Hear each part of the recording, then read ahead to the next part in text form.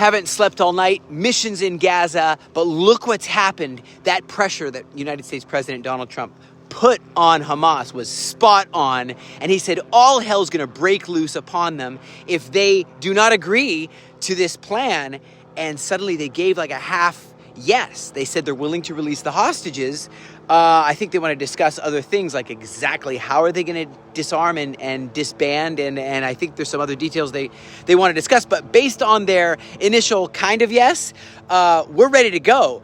Israel's preparing everything we need for the immediate implementation of the first phase of the Trump plan, immediate release of all the hostages, living and deceased. So all the heads of everybody here in Israel came together at night and came up with a plan. And they said, look, we want to make sure first and foremost that the safety of the IDF troops, there's a lot of troops in there, top priority, and that IDF capabilities will be allocated to the Southern Command to ensure the protection of the troops. So lots of protection of the troops, that they don't suddenly do something and kill a bunch of us. That would be horrible. And everyone has to be in high alert. All of us guys in high alert, high vigilance, and reinforcements be ready to make sure that this will go off right. And full cooperation with the United States, Israel and the United States. This is amazing. And of course, he said they have till Sunday at 6 p.m. They gave their answer. I mean, I guess they're going to deliberate until Sunday at 6 p.m. with their final details that they want to discuss. And so his statement was that an agreement must be reached by 6 p.m. Washington, D.C. time. If not, all hell will break loose against Hamas. So I feel that there's about 25,000 Hamas that have been taken out. Most of the rest are pretty much trapped there around Gaza City area, just waiting for the word to surrender or to mount their last attack. I mean, they're on their last leg, which in many ways is unfortunate for them to remain, unless they evacuate Gaza, which now maybe they won't. So there's some things that are a little bit tough here. But, he says, Trump is saying this will leave the Hamas alive and the hostages alive. And he says that it's the biggest peace deal in 3,000 years. He says it spares the life of the Hamas fighters. It spares the life of the hostages. It's the best deal for all, he says. Violence and bloodshed will stop. Releases of all the hostages, including the bodies of the deceased.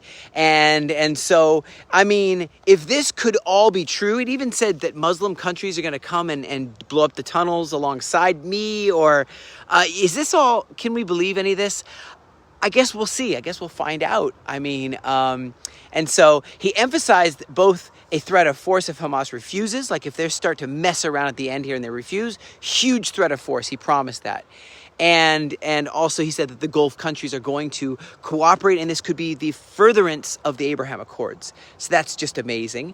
And so far, we've been, as I said, all night in Gaza. Lots of work has happened thus far. And now here's the question. It just boils down to, will they or will they not release the hostages? Do they even know where they all are? Deceased and living, do they know?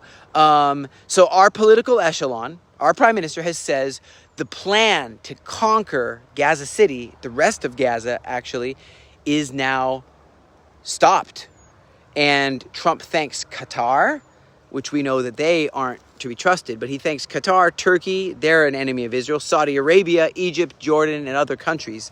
Says this is a big day. It is a big day. No matter, we're going to see how this plays out. It's a huge day that we've all been waiting for. And so this plan is multi-phased. First phase, according to Trump, is that Israel has to stop bombing our diabolical, evil enemy, the Hamas, Din al-Qassam, Islamic Jihad, all these bad terrorists. We have to stop pushing them back and dismantling them. Number two, they have to release all of the hostages, all of our brothers, our sisters, living and deceased, released immediately. Number three, Israel has to remove 1/3 of our soldiers. I don't know what the exact timeline is for all this, but 1/3 of our soldiers have to be removed from Gaza. Number four, then Hamas actually has to give up their weapons, and Din al-Qassam and Islamic Jihad, etc. They got to give up their weapons. Number five, we're going to withdraw even more. I don't know exactly how much more. Number six, then the bad guys Hamas and all the leadership there have to hand over the governance to the Palestinian Authority out of Ramallah, Abu Mazen. And so, I don't know, or potentially Tony Blair or an international force. I'm not exactly sure. Number 7, then Israel completely withdraws, I guess, except for a tiny buffer zone, which we have to have. And so number 8, then the leadership, that's Hamas, that's all the bad terrorists that we've been fighting, can freely and in a protected way leave and have safe passage to wherever they want in the world. Maybe it's Qatar. That is what's happening. And then, of course, it's supposed to be a whole new time of rebuilding. Psalms 20, the Lord will hear you in the day of trouble. The name of the God of Jacob will defend you. Send us help from his sanctuary and strengthen us out of Zion. Oh, and verse 8 talks about our enemies. That's 20 verse 8. They are brought down and fallen, but we are risen and stand upright.